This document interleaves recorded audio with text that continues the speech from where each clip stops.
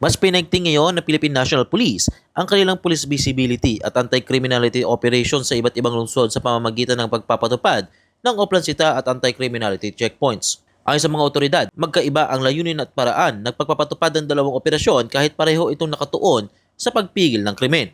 Sa ilalim ng oplansita, karaniwang 2 hanggang 3 pulis lamang ang nagsasagawa ng operasyon. Madalas itong nakatuon sa mga motorsiklo at sa mga hinihinalang sangkot sa riding in tandem crimes. Isinasagawa ito bilang mobile or roving operation kung saan pinapara at chine-check ng mga pulis ang mga motorcycle riders upang beripikahin ang kanilang pagkakakilanlan at mga dokumento.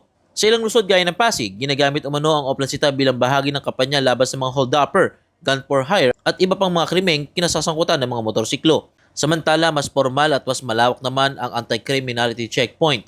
Karaniwan itong binubuo ng mas maraming personnel at mas nakatalagang checkpoint area na may signage, barriers, marked police vehicles at ilaw bilang bahagi ng visible police presence. Layunin ng checkpoint operations na mapigilan ng iba't ibang uri ng krimen gaya ng carnapping, illegal possession of firearms, illegal drugs at pagtugis sa mga wanted persons. Pinaalalahanan ng mga otoridad ang publiko na makipagtulungan sa mga operasyon habang patuloy ding pinatutupad ng pulisya ang mga umiiral na batas at operational procedures sa pagsasagawa ng mga inspeksyon sa kalsada. Ako, si Monjay para sa latest ng iNews Pasig. Balitang totoo, serbisyong tunay.